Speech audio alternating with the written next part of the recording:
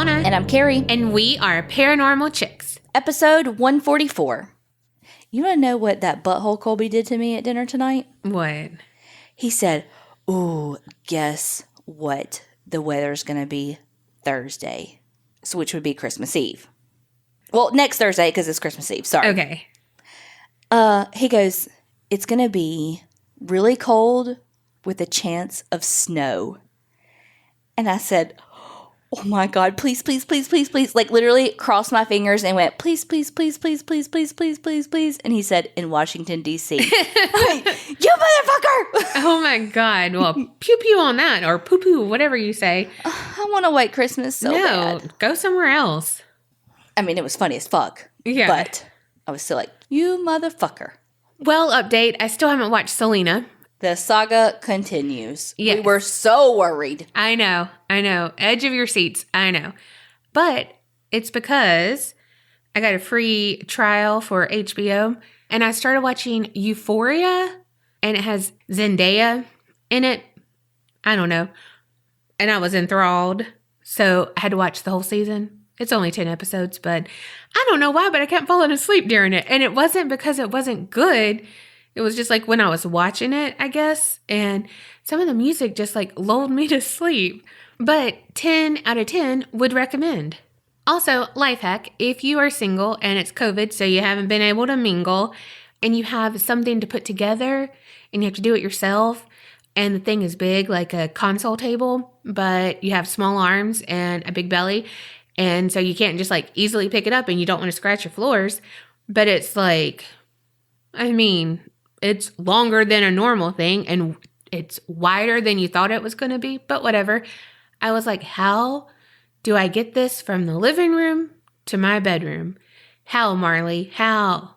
And I used her toys on two of the legs because I was like, they're basically moving pads. Like, hello. And she was trying to bite them the whole time. I was like, no, bitch, I'm using them. But it was perfect. So life hack right there. You by yourself, you don't need anyone. You don't need a man's. You got it. If you got a dog, you got it. So, I mean, could you just use like a blanket? Yeah, but why you want to put a blanket on the ground? Well, I mean, if they don't have a dog. Okay, get mad about it. I'm protecting the ones who don't have dogs. We are inclusive here. Including the new Patreoners. Oh, God, shit. Man, we are killing these transitions. Oh, like transition lenses? I mean, no shade. The sun. The glasses are shading you from the sun. All right, get on with it. Welcome to the Creepinati, Natalie B. from Florida. Catherine D. from Maryland. Lisa S. from Minnesota. Sammy N. from Ohio. Mandy B. from Illinois. Beth O. from Pennsylvania. Karen T. from California. And Rachel R. from Utah. Thank y'all so much for joining the Creepinati.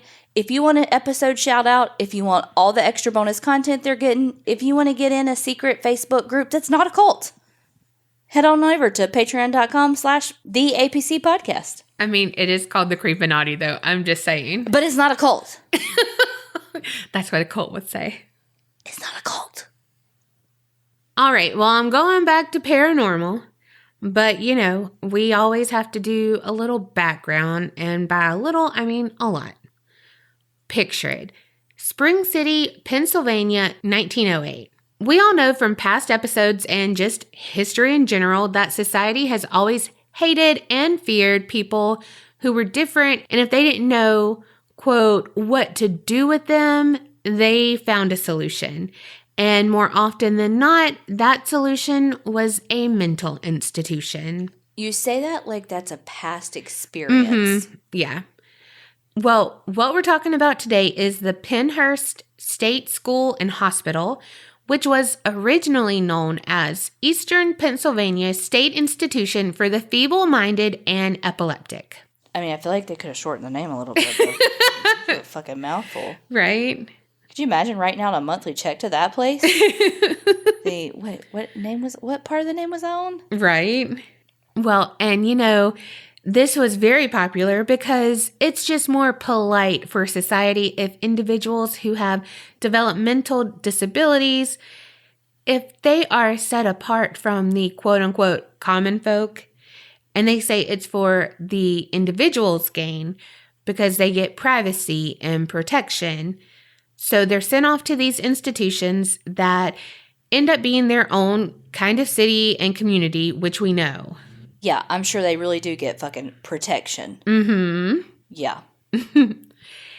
And I have no idea if this is PC or not. So you tell me, Kerri. But what kept coming up in my mind was separate but equal. And that phrase pisses me off so fucking much. And it makes me want to rip the person's throat out who says it, because it's never okay and it's never right.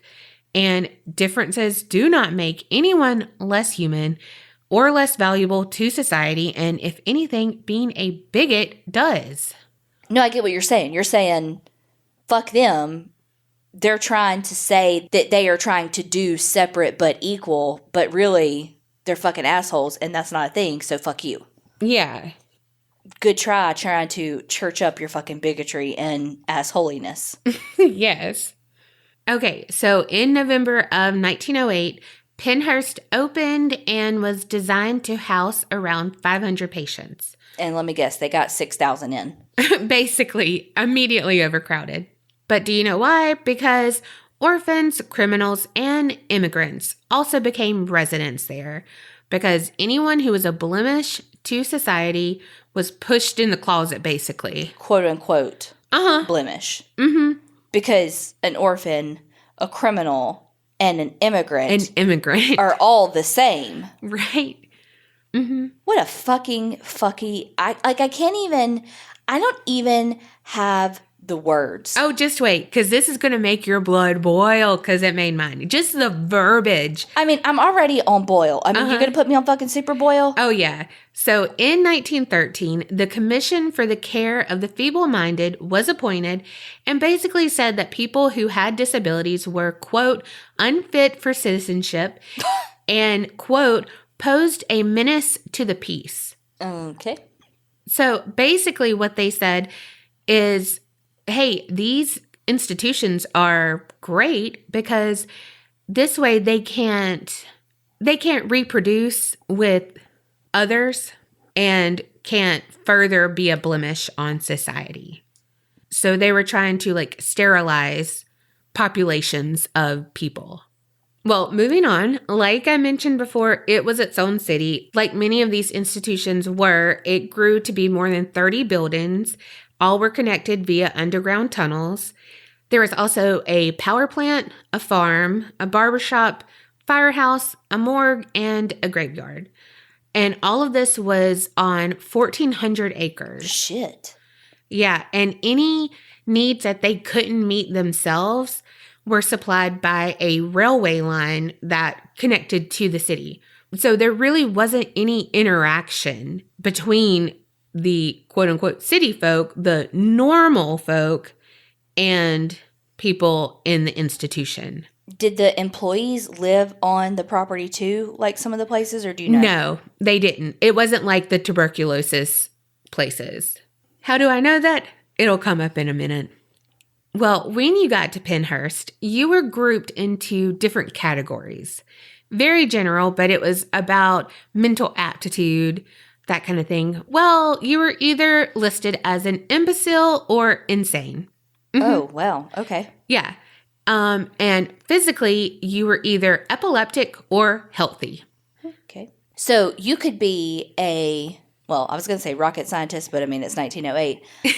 But a rocket scientist, but because you came over from the fucking Philippines, you're in this facility because you're an immigrant. Mm-hmm. So are you an imbecile or what was the other one? Insane. Insane. I guess you'd go with insane. Yeah. Because you're smart. Uh-huh. Huh. Isn't that so, That's so fucked up. That's so fucked up. Yeah. Yes. Well, by 1946, there were 7 physicians for over 2,000 patients, and there was a list of 1,000 people waiting for admission, but there was no room. But by the mid-60s, Pennhurst housed close to 2,800 people, so they seem to find that room. And just remember, most of these patients were children. Like, just keep that in mind. And again, we're in the mid-60s, and because it was a state school, they had to make do with what they were given. So only about 200 of the people there were in any kind of recreational program that would help improve their condition, be it education, art, like any therapy at all. Only 200 of 2,800, if they even needed it, like whatever. And even though some patients were high functioning and could definitely improve their condition if they had the right care. Right. But like their budget didn't come close to covering their operational cost. I mean, nor do they now, but go ahead. Only 9 medical doctors and 11 teachers who none of them had special education training. So to man 2,800 residents, it was doomed. And it continued to be set up to fail, and worst of all, to fail its residents. Yes, primarily the residents, but also the employees. Like, that's not fair to them either, because you are setting them up to fail because they can't do their best work either. Right. Even if they are good employees with good intentions, with good hearts, with good skills, you are working them to the bone. You're working them under the most stressful and sparse conditions, with probably the longest hours, with the highest caseload, with the highest stress load, with the highest all the things, and eventually they're going to crack. Everybody does. Yeah, later on I'll talk about someone who kind of addresses that, but at the same time, what some of the staff do, it's not forgivable. Fuck no. Oh, fuck no. But yes, they were set up to fail, and that's not okay. No. And I'm talking like basic poor institutional care of, oh, they didn't get their diaper changed on time. Oh, they haven't had a bath yet today. That's still really terrible care and should be addressed and is abhorrent. Yeah. That, what you're about to tell me is a whole nother fucking level, and is what I said is unacceptable. What you're about to say is like a whole nother, like, we're in like a whole nother galaxy with your story. Yeah. Well, I got some information on some of that shitty shit that went on, and it was from a federal court case, Halderman versus Pennhurst State School and Hospital. And I want to tell you about one of the plaintiffs. Like, she was the original plaintiff, and then it became a class action lawsuit. Her name is Terri Lee Halderman, and she was admitted to Pennhurst in 1966 at the age of 12. She spent 11 years there, but she did not flourish as her parents believed she would, or as it was promised that she would. But what she did do was regress. Prior to her admission to Pennhurst, Terri Lee could say dada, mama, noi noi for no, baba for goodbye, and nana for grandmother. And now she no longer speaks. She also got a fractured jaw, fractured fingers, a fractured toe, and numerous lacerations, cuts, scratches, bites, and lost several teeth. All of these were results of attacks or accidents. Terri Lee's medical records had over 40 reported injuries, and that's reported. Then there's another plaintiff, Charles Dinolfi, and he was admitted to Pennhurst when he was 9 years old. And his sister, Dorothy, testified that whenever she or his family visited him, he would always have some type of bandage on. When he was at Pennhurst, he lost an eye. And the physician... An eye? An eye. And the physician told his parents that Charles slipped while taking a shower and hit the spigot with his eye. And then the sight in his remaining eye was impaired due to the injury as well. And he only has a few teeth remaining. His nose has been battered. And it's like, oh, I guess those are all his fault too. Like everything, all of these injuries, his fault. I mean, how do you like bonk your eye, get like while you're in the shower, and then it affect your other eye? Right. How's that even happen? Yeah. Another plaintiff, Robert Height, he was admitted September of 1974. He was 9 years old, and he was placed on a ward with 45 other residents. His parents visited him 2.5 weeks after his admission, and they found him badly bruised. His mouth had cuts all over. He was heavily drugged, and to the point where he could not even recognize his own mother. And also on that visit, they witnessed at least half of those residents on that ward walking around naked. The others were partially dressed. And sadly, during this short period of time, 2.5 weeks, Robert had lost skills that he had possessed prior to his admission. His parents were like, nope, we out of here. And they removed him that day. And his mom commented that she wouldn't leave a dog in conditions like that. How bad does it have to be for your skills to regress like that? Like, it's almost like a trauma response. Like, not like that, no, it is. It's a trauma response. Yeah.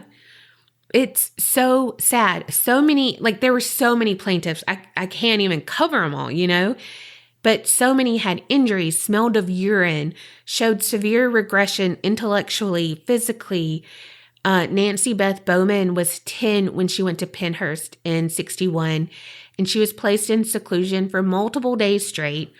She was also abused by the staff. Her mother said that, quote, Nancy Beth will be scarred for the rest of her life. Fuck them. Yeah, for something beyond her control, and nothing against her. Nothing wrong with her. Ugh. So that lawsuit also had some other shit, and so I'm going to include some of that. How I know that they didn't have to stay there, because there would be no psychologist on duty on the weekends and at night, period. Not on call or anything. So if someone had an if some patient needed an emergency treatment, anything, oh well, wait till Monday. Seems reasonable. Right? And because there was so much understaffing, they had to use measures to control the patients. And those measures were restraining them however they needed to, and that was physical or chemical. Again, they could be placed in a seclusion room like I mentioned before.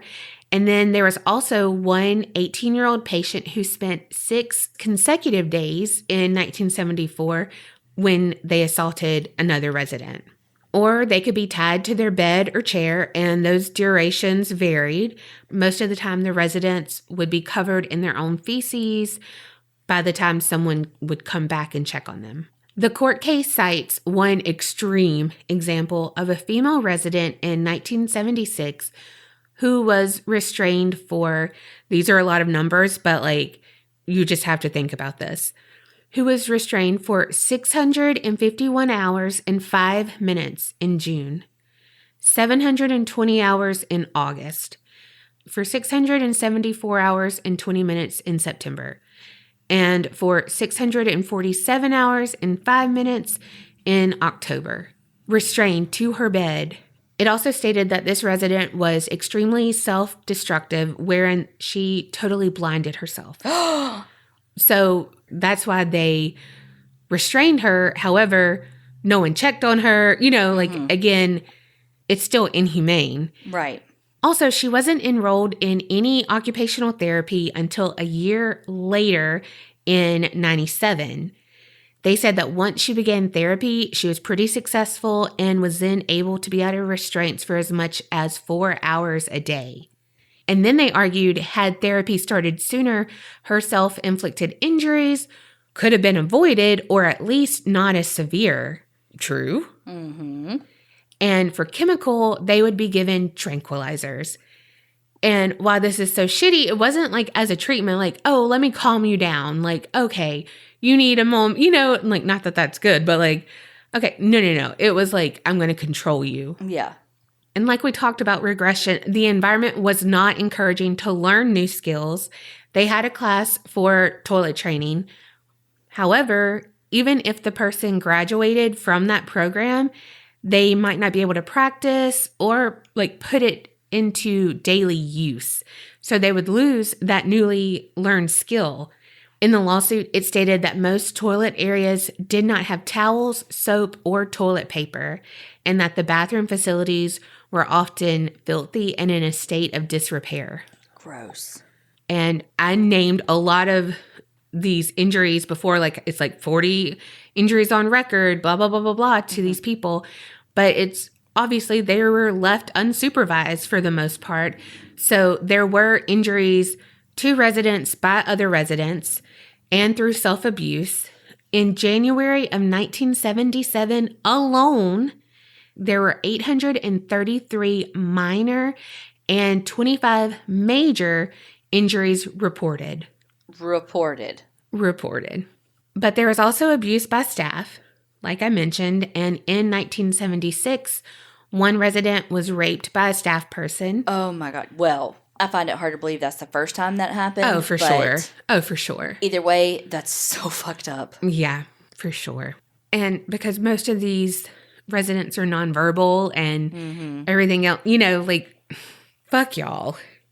One resident was badly bruised when a staff member hit him with a set of keys.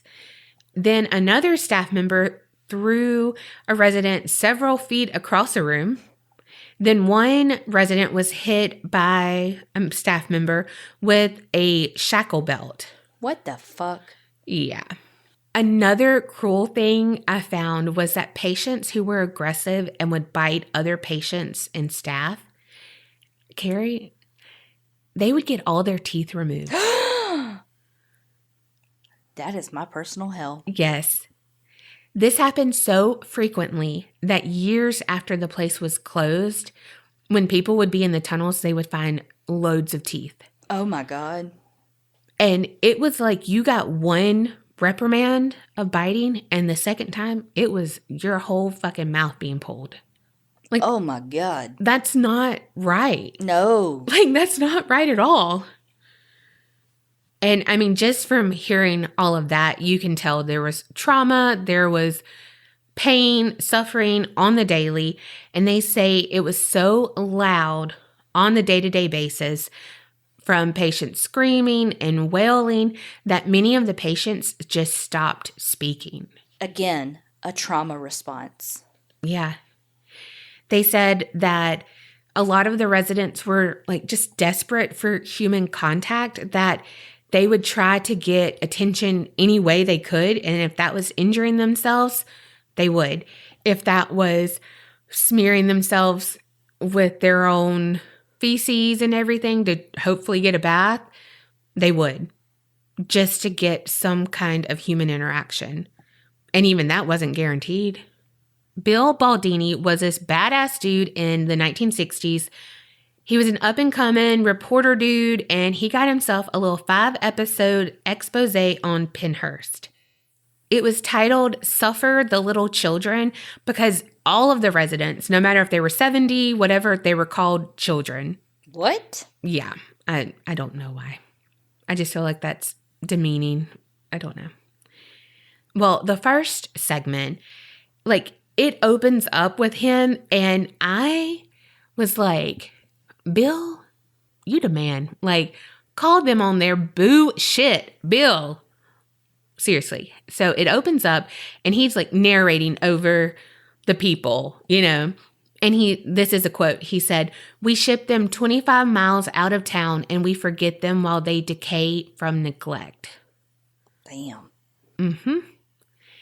Like I mentioned, he was the person, he said, hey, look, the administrators, the workers, they're really not at fault of their own, really, because we put them there to fail. And he said the children, as they're called, are rotting in their dreadful plight, and they can thank society for forsaking them. We have all failed them.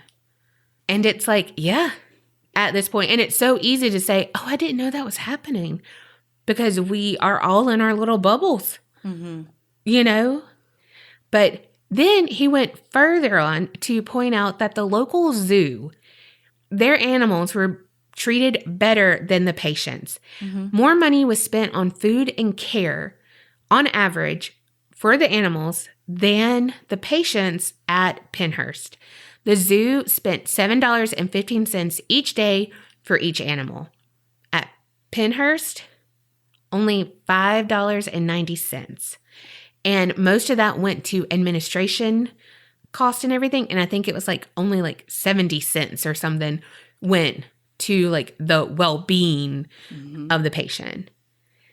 And he was like, I never see overcrowding in the zoos, but people were on the floor. People didn't have assigned beds. People, he was like, these are humans. And people will get madder about the way the animals are treated at the zoo than at a place like that. Yes. While I understand those animals cannot advocate for themselves, but neither can most of those residents. Yes. It's so true. Like if that was a headline, people would be like, oh man. But if it was the other way around, it would be, holy fuck. Like I'm guilty of that too. Mm-hmm. There was this one patient and Bill asked him, like, if you could have anything in the world, what would you want? Anything. It can be all the money, anything. And he said, just to get out of Pennhurst. He said, even if you can have all the money in the world, out of everything, he said, to leave here, to get out of Pennhurst. He's that, like, institutionalized that he truly cannot see beyond those walls other than I just have to get out of this place. Yeah. I have no needs other than out of this. Yeah. Because what will money do if he's still there? Like, he can't even see that money could get him out of there. Yeah. Because there's nothing outside of there, because he has to get out of there first. Yeah. Bill goes on to talk about when he walked into a room that had 2 staff members and 80 children who ranged in ages from 6 months to 5 years old. And they were all sitting or laying in metal cribs. But he described them as metal cages. And he's perplexed to see some of the older kids in cribs. And so he's like, hey, why are they not up walking? What's going on? And one of the attendants informed him that they did not have enough staff to set up the mattresses on the floor for the children to learn to crawl. And that's the only reason. So the children simply remained in their cages without learning how to crawl and therefore walk. Oh my God, what that does to them developmentally. Yeah. And so for however long, not even a full day, that would take for them to do that, years. I mean, literally the rest of their life, as it relates to handwriting, attention, communication, coordination, literally everything. Yeah. Oh gosh. Then there was a segment that included an interview with one of the now infamous doctors on location. And his name, drum roll please. Okay, I gotta work on my drum roll. You really do. Dr. Jesse Fear. Okay. I mean, yes. He was meant to be a villain. Yes. A villain in something, like, honestly. And he had to be a doctor. Like, Mr. Fear, nah. No, he is kin only to Dr. Evil. Yes. They went to the same medical school. They grew up together. They said, you know what, we're going to be doctors together. Well, he is so nonchalant about every fucking thing.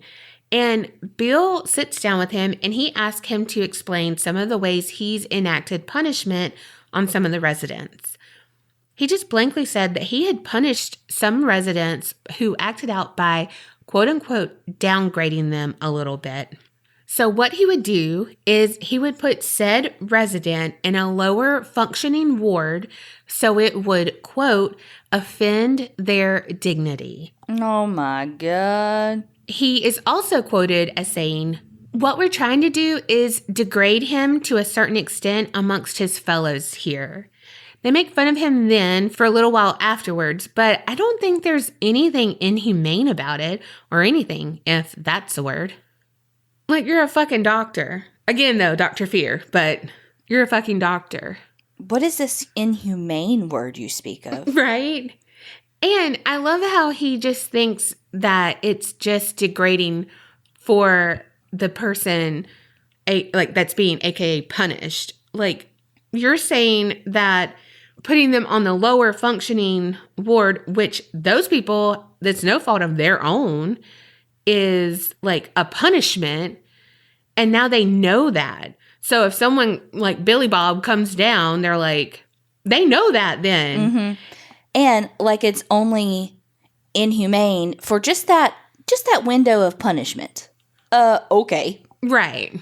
Well, then Dr. Fear goes on to tell about another form of punishment. And he said that there was this resident, Ernie, who had allegedly hit another resident and left a large welt on the back of his head. So Dr. Fear, being all big and bad, was going to put the fear into Ernie. Had to do it. Mm-hmm. Mm-hmm. Let's see what you did there. Mm-hmm. But he threatened Ernie, and he was like, quote, "You touch one of my boys again, and I'm going to take care of you myself." So Ernie's like, "Don't fucking touch me, dickwad." Not a direct quote, but, I mean, come on. Well, Dr. Fear is like, "Well, before this day's out, you're going to see what I can fucking do." I mean, kind of a direct quote, but not. And what he did was he asked one of his staff members, "What is the most painful injection I can give Ernie that will not cause damage, but will cause pain?"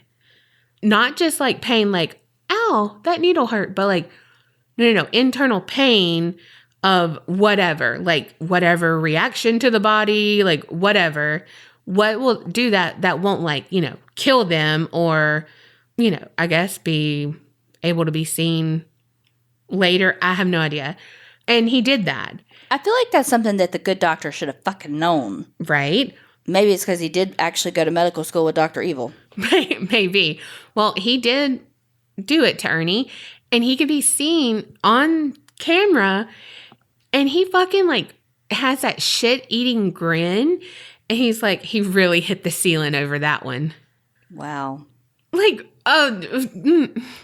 you don't say. And he's the bully. Cool. And I'm like, fighting violence with violence. Been cool since never, but awesome. Wow. So here's something to go back to that whole they were doomed because the system failed them. Bill was talking to the business manager, Elmer McSurdy, and he recalled some of the difficulties with funding. And there was this one issue with requesting bras for the residents. And of course, it's bras. Of course. I just have to point that out. But his order for bras was canceled, and he was then asked to justify the order. Okay. So he then was like, insert self-evident? Like it's a fucking bra. Right. And then his request was again returned and was like, more justification needed. Thank you. So then he was like, hey, one of the doctors, can you write a fucking justification that like women need fucking bras? It's a bra. Right. And so after all this shit, taking away people's time that, like the doctors didn't have time. No one had fucking time for this. They never received the bras. Wow. And it's like, cool. That's literally the same as not providing underwear. Mm-hmm. Yeah, it's an undergarment. But then probably get mad if there's any type of like sexualization around one of the residents' breasts. Yeah. Well, it's like, strap those babies up in an over-shoulder boulder holder. Exactly. A little more about the documentary itself, and then we can move on. But Bill said that his news director had been listening to some of the shit he had been saying, like, this is what I saw. This is what I saw. And he was like, yeah, that's shitty for sure. But he kind of thought Bill was like, kind of exaggerating, like, it can't really be that bad. But he was like, no. When he saw the footage, he knew he wasn't exaggerating one bit. And he was like, no, you might have actually been downplaying it a little bit. Like, it was that bad. Later, when Bill was being interviewed by the Institute on Disabilities at Temple University, he said that the conditions were so bad at Pennhurst, his sound and camera operators, like they wanted to leave immediately, were like, actually, we're cool not to do this. Like, let's not be on this assignment. But he was like, look, I'll just give y'all lots of breaks.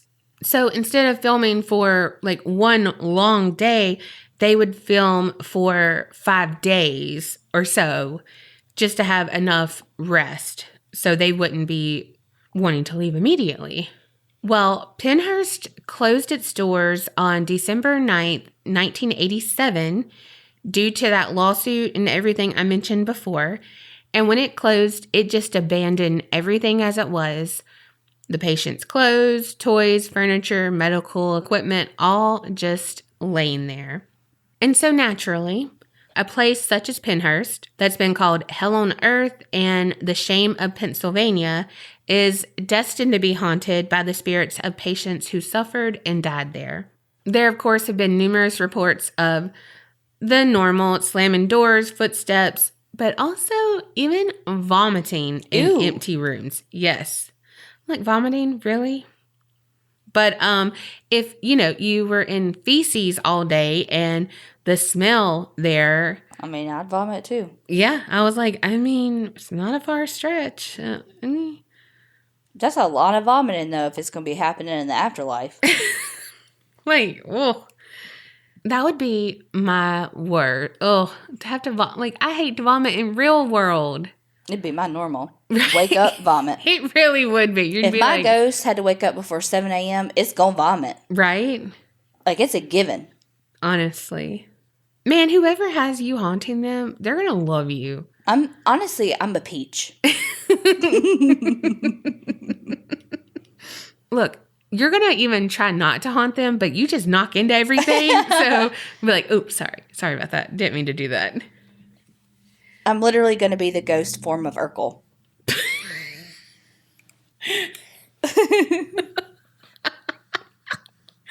Did not see that coming.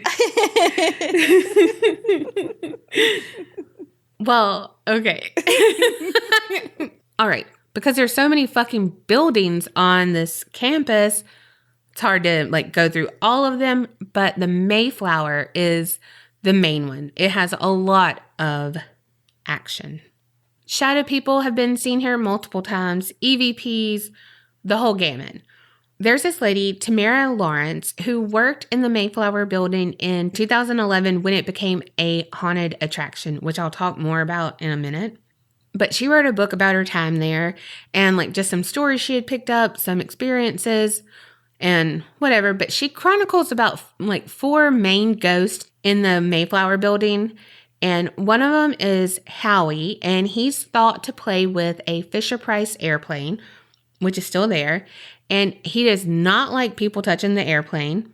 He has violently shoved a person, Lynn, who was handling the plane, to just move it to make it where people didn't kick it or whatever. He shoved her. There was another time that there was a gust of cold air around her as she was touching it, and she said it was like an invisible bucket of ice had been dumped on her. And then the second one is a shadow man, and he's usually seen in the common room, and he just kind of lurks around in the common room. And this might be the entity that the psychic medium Tyler Evans of Ghost Hunts USA calls the shoelace man. But this could honestly be a completely different spirit. But the shoelace man is an entity that Tyler believes helps other spirits cross over. The first time Tyler encountered Shoelace Man, he said that the spirit wore shoes, but it didn't have any laces. And they didn't really go into this, but I'm pretty sure it's because that would be suicide prevention on the state school's part. I mean, yeah, it makes total sense. But every time that he encounters him, he offers up his shoelaces as, again, an offering. Can I say the same word twice? But also, let me insert here that Ghost Hunts USA is familiar with this place because they handle the Halloween tours of the Mayflower building yearly. So as a sign of respect, Tyler tells the entity that they're in the building and they want to go up to the 3rd floor and they would like his permission and protection. And so he said that he doesn't feel that this spirit or this shadow person is dangerous at all. He really feels like he is a caretaker there. He feels like he was a patient who had been there for so long that he was able to, roam freely and wasn't chained to his bed and wasn't there, and was able to help care for the other residents. And then another spirit is a little girl, and she's seen on the second floor mostly, and she loves to dart in and out of corners. And so she kind of makes you play, like tricks on your mind kind of thing. Like, did I just see something? No, I didn't. Wait, did I just see it again? That kind of thing. And she's a little girl, so it's kind of lower to the ground and harder to see, but people have encountered her. And then there's a nurse, and so it's a nurse dressed in period, like nurse uniform, has her hair done, and she has been known to attack people wherein they feel like they've been stabbed with a needle, like injected with a needle. And some of them will have like a pinprick or like a pin mark like days later.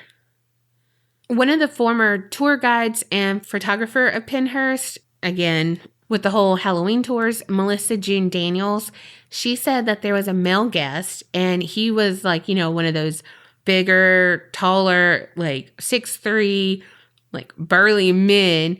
And he was on the third floor and he was so disturbed by his experience that he was like, can someone walk me out like right now? Wow.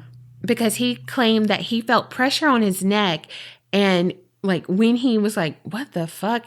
He saw a ghost like lunging at him, like with the hands looking like they were trying to strangle him. And like he had felt the pressure there. So he was like, nope, that's all I need to know. He noped the fuck up out of there. Right.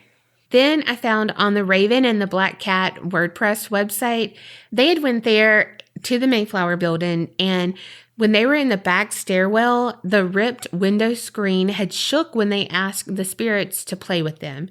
So they were like, it could be a fluke because, it's like ripped and it's a window screen. So it could have been a gust of wind, whatever. Well, they asked for a repeat and happened again.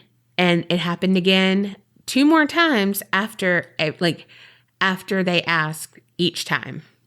And then they had another experience on the 3rd floor with a ball, and again they asked, like, does anyone want to play?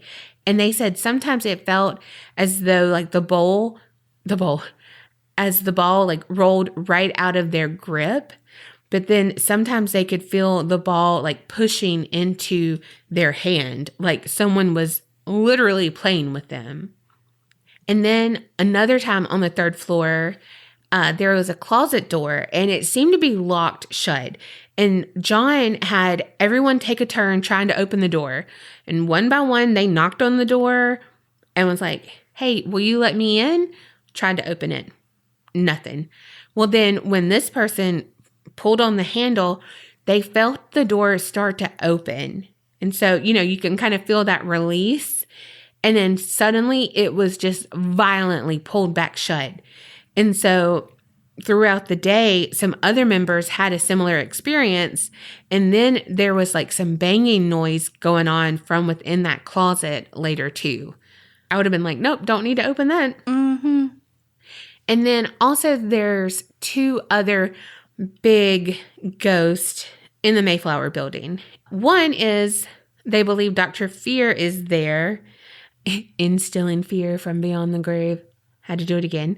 They've heard several reports that like people have encountered the doctor. And one person said that they had like a really strange EVP.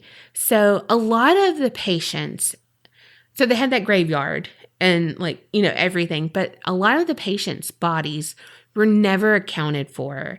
And so they were like, they had to be buried somewhere else other than that graveyard, like because of something, maybe his punishment's going a little too wrong, whatever. Well, when they encountered the ghost of Dr. Fear and they asked, like, what did you do with the bodies? Did you do anything with the bodies? They had a response that said, I burned them. Oh my God. Yeah. And then there's a spirit called the King or someone has gotten into EVP to call him David. He's located in the basement of the Mayflower, and he's known to be rude and sarcastic. One of the Ghost Hunt USA staff members, like, he will call her a bitch, call her, like, all these names to try to get her out of there. Like, he does not like her for some reason, but he does tend to like a lot of females. Tyler Evans, again, the psychic medium for Ghost Hunts USA, when they were doing their hunt for Destination America, he was walking past the basement and he was like, hold on. And he said there was a man who was just grinning at him. And so they started there. And when they asked why he was there, he wouldn't answer. But Tyler said there were little soft voices who he thought to be children. And he said that the man was just like grinning at him and not smiling. But the children were like kind of whispering. And they told Tyler that he had sexually abused them. And again, that's all alleged because we don't know. Yeah. But this spirit is said to be like 6'2", really thin. And again, he seems to really respond to ladies. And the younger, the better, it seems, which makes sense given the whole pedo thing. And like I said, that one staff member, he hates. And so like every time she goes down, he like tries to ruin the tour for her, like, just calls her all kinds of names, like get out, get out, get out, get out. Like he does not want her in that basement. Some other buildings real quick is the Quaker building, numerous shadows, they manifest, but then they dissipate whenever they want to. It's just like no rhyme or reason.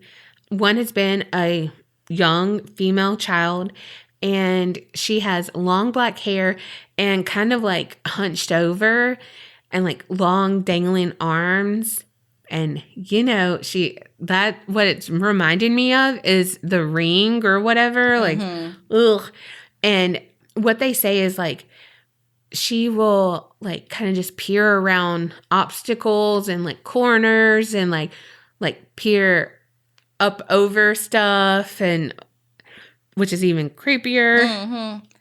There's a rocking chair that has moved without anyone being near it. Again, doors slamming on their own.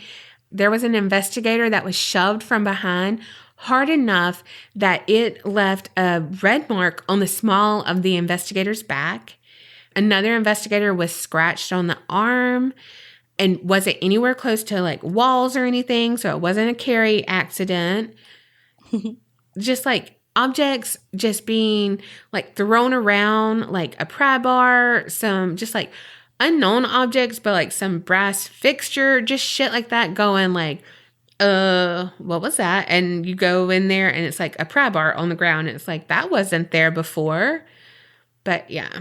One time, a psychic medium, Sharon Pugh, she said that she felt several energies there in that building. And one was either a demonic force or in a past life just wasn't a very nice person. Then in the Limerick building, there's been an apparition of another nurse, and she's been seen by several people, multiple EVPs. In the admin building, multiple voices, being heard, EVPs. And one time an EVP caught something that sounded like a toilet flushing, and it had no running water or bathroom fixtures to have a toilet flush. And now on to Zach and his boys. Of course, they had to go there and see what was going on for themselves. And this was like season 3 premiere. So I watched the episode, of course, and I just have to say, it being season 3, this was premium bedazzled boo realness. Like the black Jinko jeans and shit. Like him in his early days. And it just cracks me up anyway. But before the investigation even started, a banging sound is heard by Zach and Nick outside of the building. And when they went inside, there's a large desk that's found tipped over. And there's like fresh dragging marks seen under it. So it's like, oh yeah, no, that just happened because there's dust all around it. And that should have been dusty too. But something just flipped that over. And during the investigation, they get all of the, normal things like I had mentioned before, door slamming, footsteps. They hear breathing. They hear, a female voice. They have different bangs, distant screams.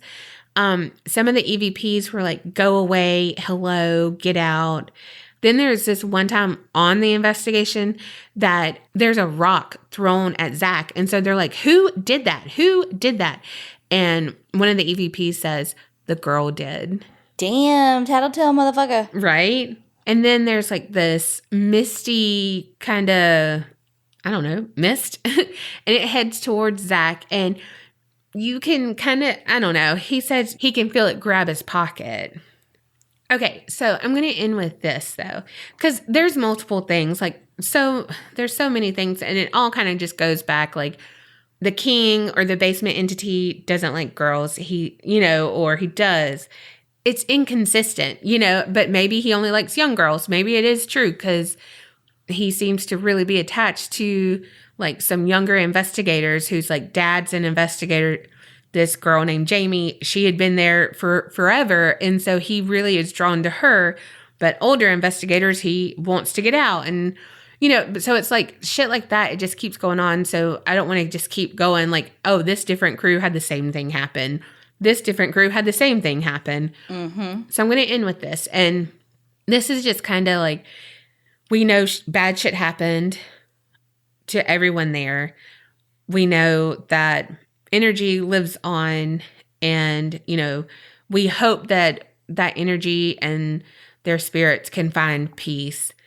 But they did make that Halloween attraction, and some people have really posed the question, is it wrong to have this as an attraction? Because it's like a fake attraction. It's not just like a walkthrough. Like, yes, there is that haunted walkthrough, which is like, this is what happened, and let's see if we can find ghosts. That's one thing. But then they have different levels, and it's like jump scares kind of thing. And it's like, is it wrong for them to exploit mental patients as being scary?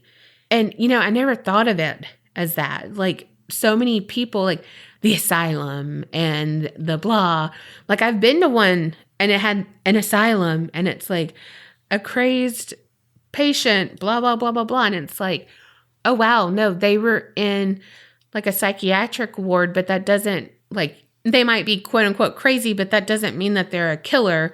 Or, okay, the doctor's evil. The doctor is Dr. Fear, but that doesn't necessarily mean that they will come back and be evil and, all of that. And so this one person had said, like, can you imagine walking through and you having schizophrenia or anything that is a mental disorder and being like, is that what people see me as?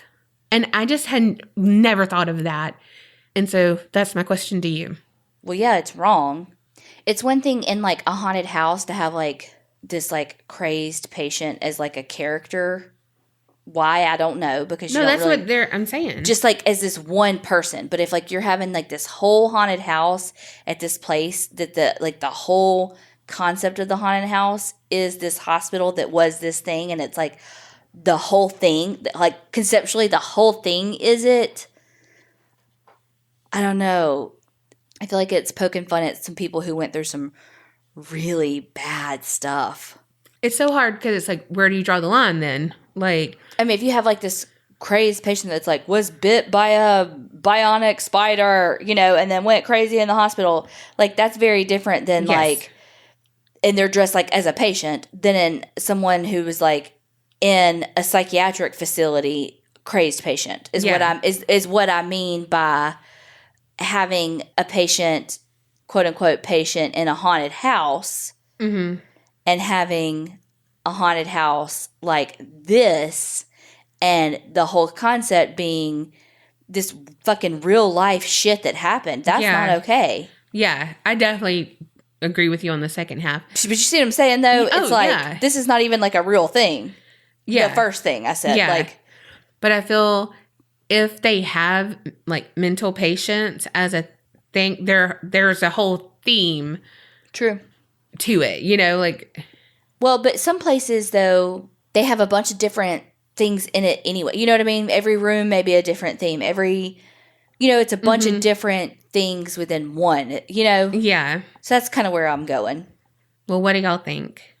I mean, it's not okay to make fun of something traumatic and in the truest sense of the word traumatic, because we throw around this word triggering and, oh, that triggered me, and oh, that, no, did that upset you? Did that sadden you?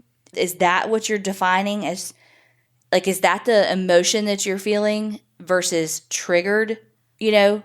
Because this is truly a traumatic and horrific thing that these people live through. And how dare we make fun of it? Yeah. I don't know whether to be sad or mad, but I think you're going to just be sad with this story. Oh, great. Give me my tissues because you know I fucking cry. Well, you probably won't cry with this one. It's just heartbreaking. You know, but you know what I mean? Like, it's not like I know cry. what you mean. It's not cry sad. It's just like, God damn, you know? Yeah. We got a message on Facebook from Judy M., who recommended this story to us. So thank you so much, Judy. Picture it. 2013, Norton Shores, Michigan. 25-year-old Jessica Heeringa lives with her boyfriend Dakota and their 3-year-old son. She works at an Exxon gas station supporting her family. She really wants to go back to school to get her degree in accounting, but Dakota wasn't working at the time.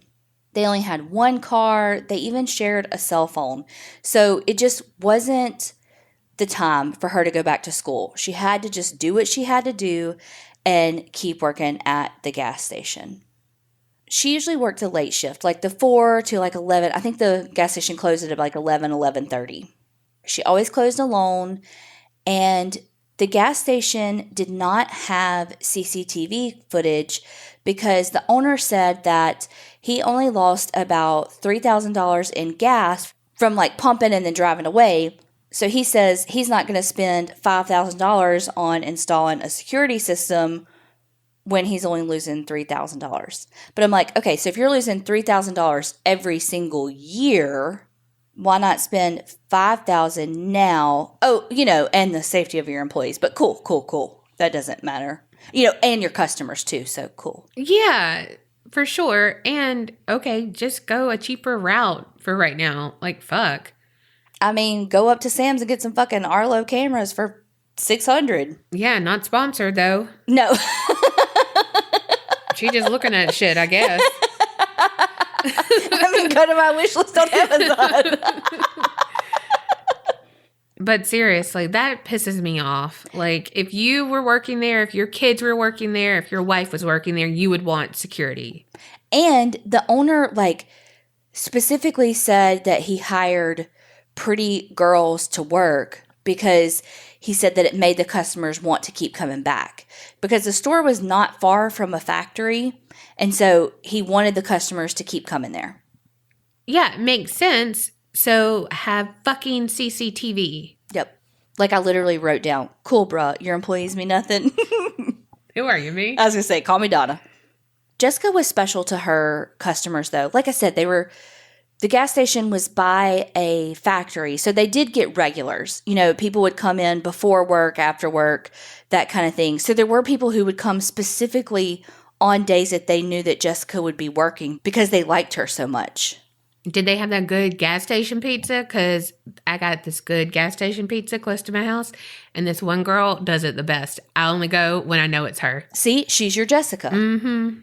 And just like your story last week, the guy who had his yogurt girl. One day on April 25th, 2013, one of the regulars was talking to Jessica, and she was like, girl, you really need to be careful working this late. Like, this is so dangerous. I mean, there's no fucking cameras. It's late. You're the only one here. You're closing. Like, you really need to get your boyfriend to come just, like, hang out with you some, you know, whatever. Meanwhile, she's like, first of all, well, I don't know if she actually had this conversation, but I imagine that Jessica was like, girl, we got a 3-year-old at home. Like, no. But anyway. But while they're talking, there's this other regular in there, and he chimes in, and he's like, oh, there's other customers that are, like, watching out for her, too. Which seems not that ominous, right? Like, it seems like no, we got, like, there's other like, the customers look out for her.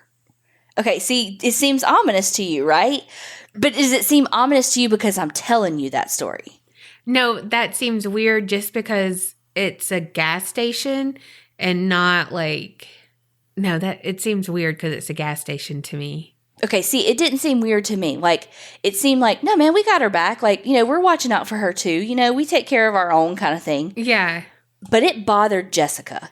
Like, to her friend, Jessica literally shuddered. Like, she, like a, ooh. Like, yeah. Like physically, she saw her shudder. And her friend thought it was bizarre enough that she stuck around. Like, she was like, okay, that was a weird interaction. And so she checked out, went to her car, and was like, no, man, that was really weird. And so she sat in her car and waited for the guy to check out and actually leave the gas station to make sure that he actually left. Like, the interaction was so bizarre that she was like, I need to make sure he actually leaves. Yeah. Well, and also I want to know, like, where he was in relation to, like, where they were. Like, obviously I get that Jessica was behind the counter and her friend was up there, but, like, how close was he to them? You know what I mean? Because it's like, if you are a stalker, you got that bionic ear, so you could hear, like, wherever. You could have your head in the fucking cold, like... in, like, the beer freezer? And be like, oh, no, we got her. Yeah. You know what I mean? Like, what the fuck? You weren't even... Yeah. Where'd you come from? Sneaky, sneaky? Right. Or you could be right up there and it's like, oh, you're in the conversation because you're, like, literally standing right behind her 6 feet apart. But you know what I mean? Yeah. So that also, like, has something to do with it with me too. But yeah, I don't know. It's just weird because, like, if she hadn't asked someone to walk her out before or anything like that, like, that's weird. Yeah. See, at first, I didn't think it was that... Again, I just didn't find it that ominous. And I remember thinking, like, would I find that conversation bizarre? Well, one, had they not said that, literally Jessica was like, you could tell it bothered her. And not in the, oh, God, that guy's just creepy. Like, not in the, oh, he's so, like, blech, Yeah. But, like, in the, no, that was not okay. Well, just think about me. If I worked at a gas station, because I never meet a stranger. Like, if I said, oh, no, like, my customers got, like, I don't know, if we had that thing, you'd be like, be careful. Yeah. Like, don't trust them. Yeah. Don't do that. You know what I mean? So, yes, like, you're right. Yeah. If you put it in perspective, it's like, no, you can't trust them. You're so right, yeah. On April 26th, 2016, Jessica goes into work and works her regular shift. Everything's normal. Her boyfriend comes up to see her at work. And remember how I said they only had one car? So I'm guessing, because she drove to work, so I'm guessing he must have just gotten a ride from somebody. I don't know, because she had the car. Some friends come by and hang out. While they're there, Jessica's outside kind of cleaning up around the pumps. And they see this silver van pull up. And Jessica talks to the driver like she knows him, but not like a friend. Like maybe it's probably somebody who she knows from the gas station, They chat for just a second and then they move on. The next thing we know happens is that at about 5 till 11, a customer comes in and, according to the cash register, buys a lighter. And again, according to the cash register, that is the last sale of the night, which means they are the last person to ever see Jessica again. Shortly after that last customer left, but still before closing, the manager drives by and notices a silver van out back. It kind of strikes her as odd because the doors out back are weird. Like, you can't get in from the back. You have to be let in. So the manager was like, okay, well, and also there's no pumps in the back. So she was like, is Jessica stealing? Like, she thought, like, maybe somebody, they drove the van around back and she's, like, unloading some stuff from the store. So she stops to just kind of watch and see what's happening with the van, because if they're stealing, she's going to fucking bust them because she's the manager. As she's watching, she sees some movement around the van, and honestly, the stuff I listened to a couple of podcasts and a couple of YouTube videos and stuff, and I don't really understand what happened at the van. Some stuff said that the way that the door handle was on the van Honestly, I didn't understand it. But basically, it was like they opened the back hatch on the van, did some adjusting, and then closed the back van door. And I'm talking like the trunk door. Mm-hmm. And then drove off with no sign of Jessica. The manager does get a look at the driver, but she doesn't recognize him. So she's like, well, I guess I was wrong. They weren't, it wasn't Jessica stealing anything because, again, she's nowhere to be seen. Maybe they just like pulled in weird, And so she goes on about her business. She didn't see that no one was in the store? No. Sus, but go ahead. Well, because one, if she's focusing on the van, she's probably not looking at that. No, but if it goes off and she's like, oh, I wasn't right, like... If I would have, but see, if I was her and I would have looked back in the store, I'm like, oh, I don't see Jessica. And then I looked at the clock and I'm like, oh, she's probably like cleaning the bathroom or something. See, I'm paranoid, I guess. Yeah. And so I'd be like, sus, let me go see. Yeah. Because she knows that he hires pretty girls, doesn't have all, you know what I mean? Like, it's a skeevy situation. Yeah. But anyway, that's why I say it's sus, but go ahead. And of course, none of these times are like exact. But around 11:10, another customer who's a regular pulls up and he goes to try to start pumping some gas. So does his money at the pump, goes to start to do it, and the pump never kicks on. So whoever's inside didn't press their little button doohickey thing. So he's like, all right, well, Jessica must be doing something. I don't know. Clearly my example this whole time is cleaning the bathroom. Apparently she's got a lot of bathrooms to clean. Keep in mind, too, Jessica is good friends with her customers. Like I said, people wait for her shifts. So they're like, oh, well, let me go in. Let me go see what's going on. Let's just check this out. So he goes in and he's looking around, but there's no Jessica. And he's like, well, her car's here. Her purse is here. Because he can see it behind the counter. And he calls out for her and nothing. Jessica, are you cleaning the bathroom? It says a lot about me that that's where I think she is. It's because you know where every bathroom is. You could have a blog. I mean, those blogs exist. Bladder blogs. This story's getting serious. I'm sorry. Okay, yes.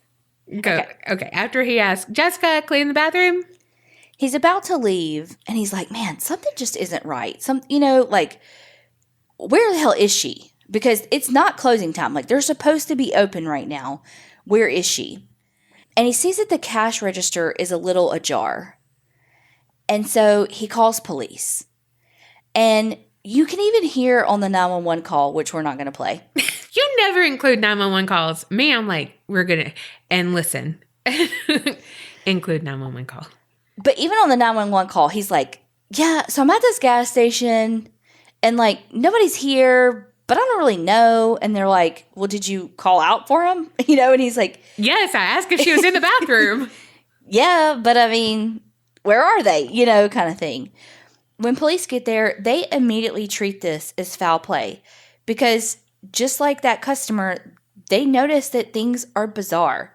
They too find Jessica's purse and car and the register ajar and, again, no Jessica.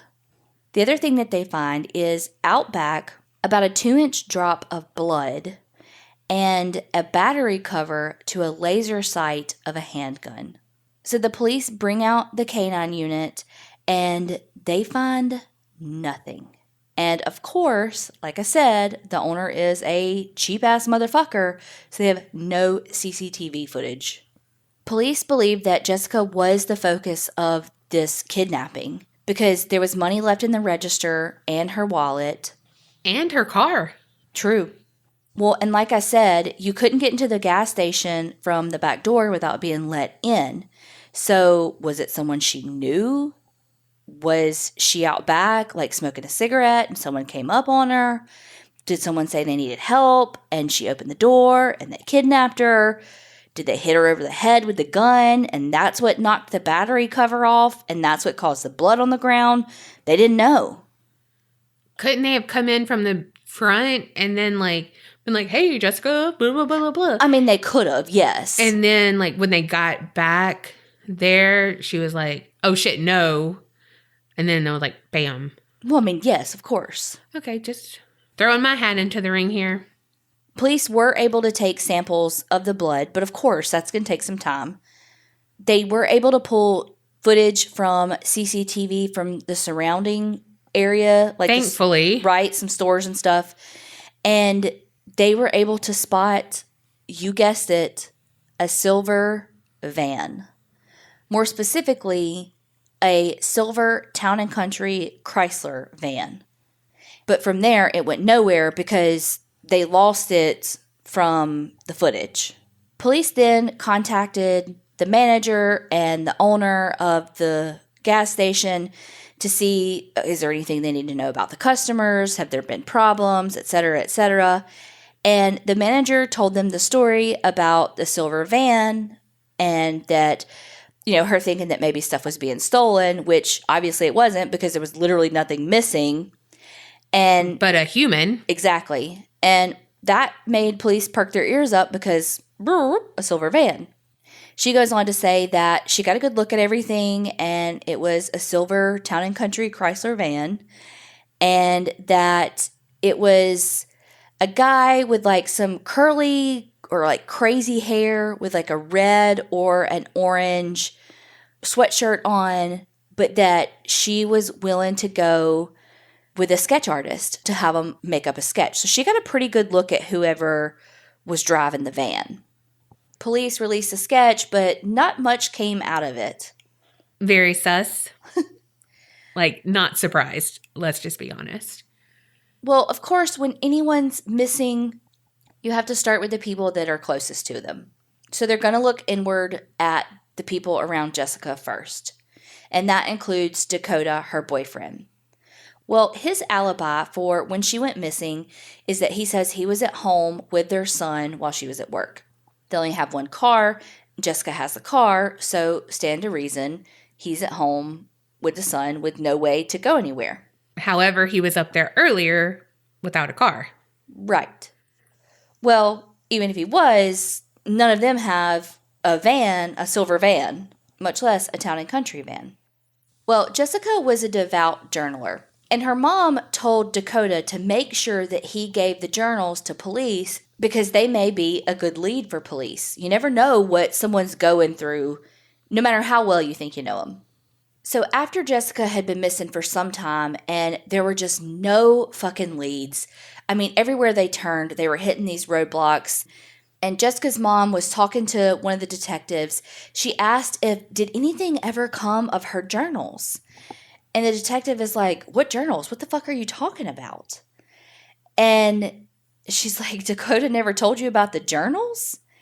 And he's like, I don't know anything about journals.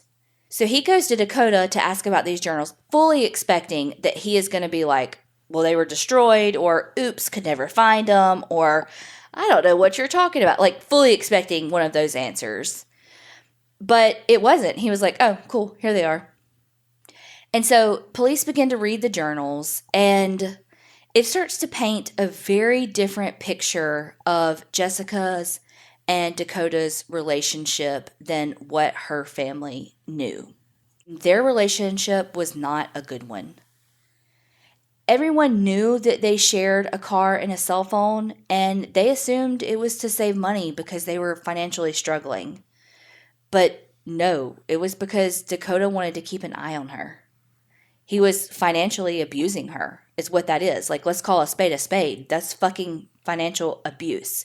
And if someone is forcing you to share a phone and a car so that they can keep tabs on you like that, that is the stepping stone to some serious abuse. Did they share a Facebook account? I don't know. Did they have the Dakota in Jessica? It's a telltale sign. Not of abuse.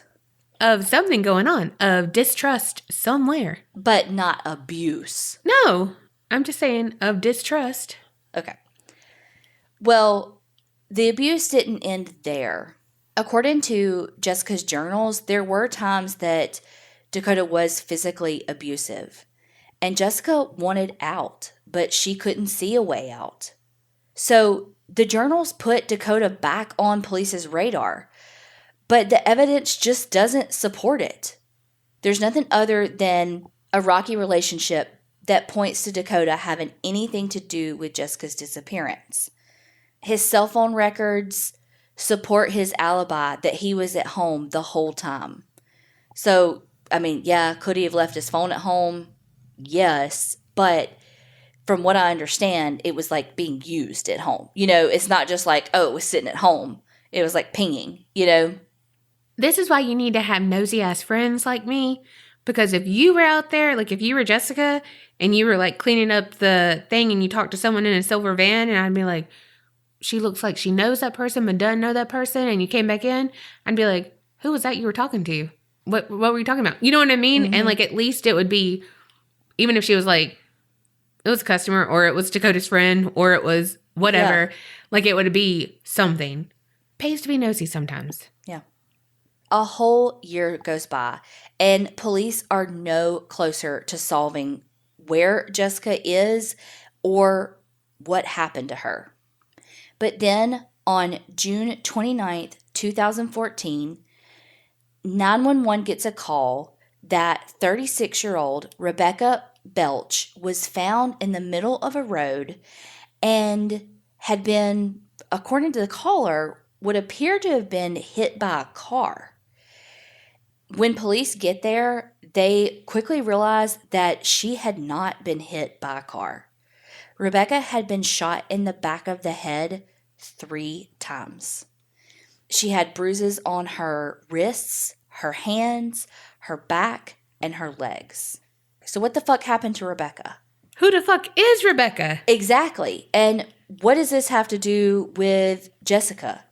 Well, literally, the only thing it has to do with Jessica is that it happened about 20 minutes from where she disappeared. So it kind of piqued the interest of her family and police, but there was really not a whole lot other than it was kind of close.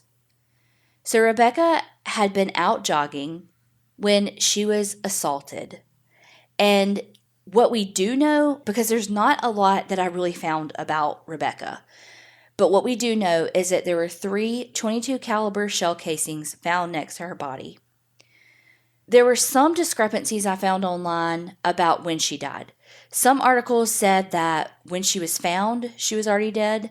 Some things said that when she was found, she had a very faint pulse and that she died like an hour after she made it to the hospital. So some things, you know, some of the timeline stuff I'm not very sure about. But then that's it too. Rebecca's case goes cold. And then another 2 years go by. So now we're 3 years since Jessica's disappearance and 2 years since Rebecca's murder, when police finally get a break. A terrible fucking break, but nonetheless a break. A 16-year-old whose name we don't know because she's underage, so duh. She's out and about and she gets lost and she asks this guy for directions. And he's like, sure, I'll give you directions, but you got to get in for me to give them to you. And she's like, I don't know, but okay. She gets in and he immediately pulls off and pulls out a gun. And she convinces him to like crack a window because she can't breathe.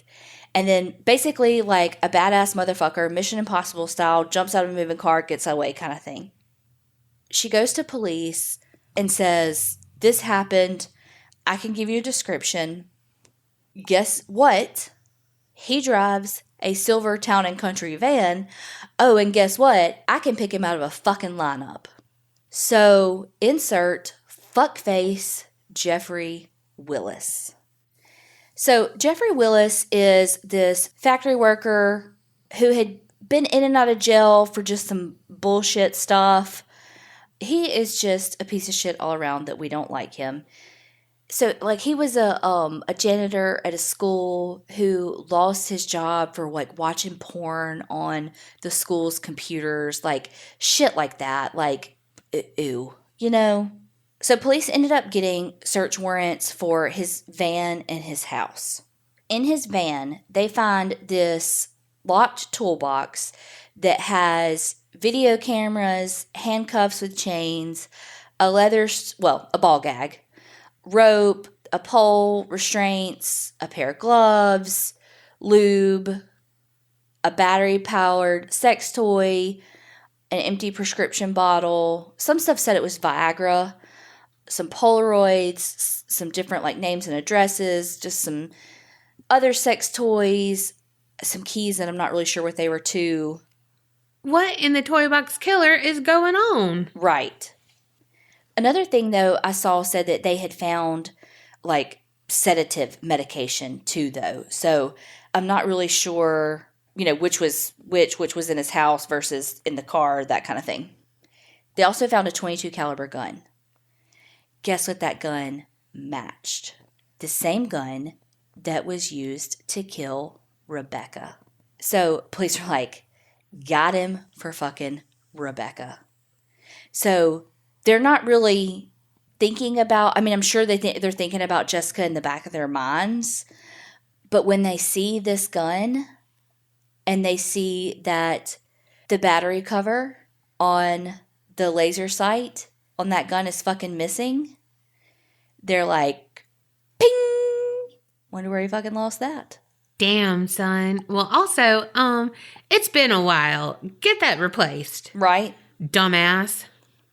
So they go to his house and fucking hit pay dirt, man. On his computer, they find a folder labeled Vicks on his computer. Dumbass. So within the subfolders of Vicks, they found subfolders with the initials for Rebecca and Jessica. They were supposedly cleverly named so that they had numbers that correlated with letters, so it was supposed to be more cryptic, but it took police 2 seconds to figure out. Okay, BTK. Right. God, people think they are so fucking clever. Mm-hmm. Like naming their podcast a Paranormal Chicks. Unless you're the fucking Zodiac killer that took them 50 fucking years to figure out the most basic sentence. Right. Not that I could figure it out, but it was oh, for sure. You would think it was this most groundbreaking, this is who I am, and it's it's cool if I die. Well, old age got him. That's not what that sentence said at all. I know. I'm just saying. They found a lot of downloaded porn, but murder porn. Some that was acted out and some that you could tell wasn't acted out. And some of the files he had were codes to get into websites of not acted out murder porn, Like the dark web. Yeah, the kind of shit that I don't even want to know how to get to, because I would probably trip and sneeze or something like that and accidentally hit the wrong button and fucking world would end. Yes. The other thing was, as police were investigating him, they realized that he was supposed to have gone back to work after Jessica's disappearance that night. He was on break and never went back that night, and then missed the next few days. Dumbass. Mm-hmm. Did he match the manager's description? Yeah. All right, I take it back. There was another person in between this that was a serial killer that they thought had been the person who had kidnapped and murdered Jessica, that kind of looked like the sketch, but it just didn't work out, that ended up dying basically by police-assisted suicide, that they just never could nail it down, and it just never felt right. And some other podcasts really go into that kind of detail more, because there's a lot, and I'll go over that a little bit more. Anyway, but he really did look more like it. Jeffrey Willis ends up getting charged with child pornography, the attempted kidnapping of the 16-year-old, and the murder of Rebecca Bletch. But since they still don't have Jessica's body, it's do they charge him with this? Well, enter Kevin Blum. So Kevin is Jeffrey Willis's cousin, and he is a former Michigan Department of Corrections prison guard. He goes to police and he says, Okay. So one day, Jeffrey calls me and he says, hey, I've got this girl at my grandfather's house and we're going to party. Do you want to come over? And he was like, sure. He says, I get over there and she's laying face down on the bed and she's like tied up and she's got a wound on her head. It's kind of bleeding and she kind of looked dead already. So I was like, man, nah, I don't want to be a part of this. So like I helped him just like get rid of the body. And then he was like, no, man, I'm just kidding, to police. The fuck? Yeah. So police were like, the fuck? And so at first, they end up charging him just with lying to police. And he gets like time served, some bullshit. Then they end up charging him with accessory after the fact. He still gets time served because he was continued to be in jail after that. And then 5 years probation. And then he has to wear a GPS monitor for a year. He was sentenced on January 2018. So which means he should be done with the GPS monitor, by 2019-ish. So he's still on probation. I don't know. Did they think he was just going to like go to some random body place? I don't know. There was some witnesses that said that like they thought that maybe Jessica was buried at this cabin and that they had taken cadaver dogs out there because they had seen Jeffrey there like with some shovels, but the dogs never recovered anything. But Jeffrey Willis was found guilty of Rebecca Bletch's murder and the kidnapping and murder of Jessica Heeringa. So he is serving like 2 life without parole sentences in Michigan. But he's never told them where the body of Jessica is. No.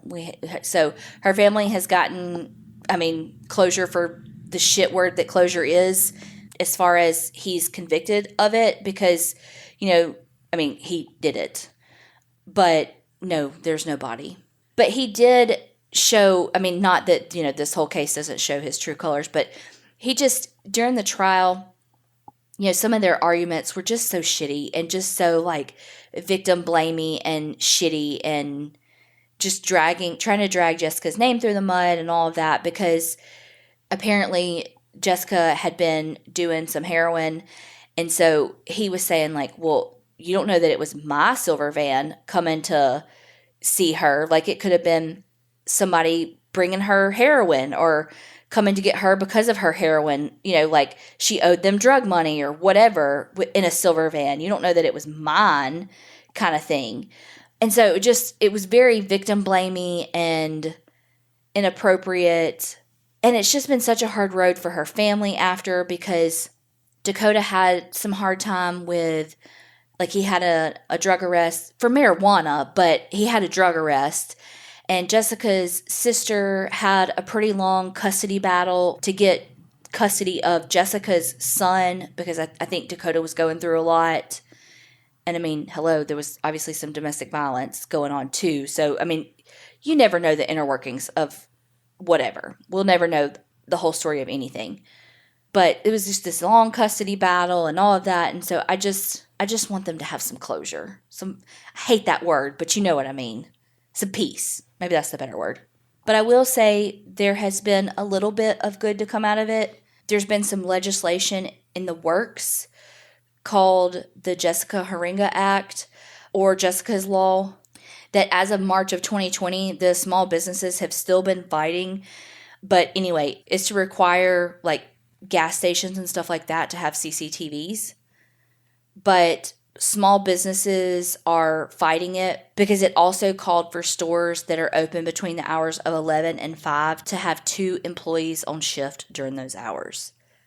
So it excluded some businesses like hotels, taverns, restaurants, pharmacies, grocery stores, supermarkets. But anyway, so that's kind of still in the works. But the one that I really liked was Rebecca's Law that Michigan passed in 2018 because Jeffrey fucking Willis is such a piece of shit that when it became time for the victim impact statements, he asked to go back to his cells because he didn't want to listen. And so they passed a law that they have to stay and listen now. Hell yes. Yes. So I just was like, fuck yes. He's a bitch. Right. Like, fuck him. So this is a pretty big story that I covered. I mean, like, there's like a ton, but there are some shows and podcasts that go into a little more detail. So I'm going to tell you a few of those in case you want some more information.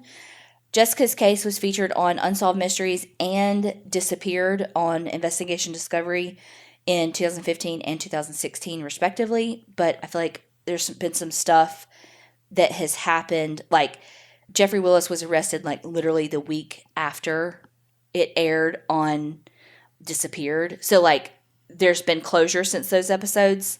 And then there was a 3-part episode on Vanished, the podcast. Jensen and Holes, the Murder Squad covered it, and Crime Junkie covered it. So anyway, so there's like a few, you know, it's always nice to hear different takes on the same stories, I think, at least. Yeah, definitely. I really like this story. Mm-hmm. I can't now after, I don't know, my brain, but I was thinking this during your story. The 16-year-old, mm-hmm. You're thinking, oh my God, she got in his van. But if you think about it, she's lost. So he knows she's lost. She's fucked. Either way. Like, you can only run so much, but if you're lost, you're lost. Thankfully, he fucked up with the 16-year-old and he was able to be caught from that. Yeah. Because with the other two, I mean, he was on the start of being potentially a very prolific serial killer. Yeah. And wasn't going to be caught. I mean, they had nothing. I mean, they literally had nothing on him for either one of those cases. I'd like to say thanks to the store owner, the gas station owner. Mm-hmm. Like, they could have had something. Well, I mean, why do you think that he chose Jessica? I mean, other than obviously her, but I mean, the convenience of where she worked with no security cameras, that played a big part in it, I'm sure. It's just so sad. All of them are so sad. That her body hasn't been found is so sad. Mm-hmm. Well, these are 2 super sad stories for the episode to say, you know, we hope you have a happy holiday this week. Yep. Merry Christmas, however you celebrate the day, and remember, Creep it real and don't get scared.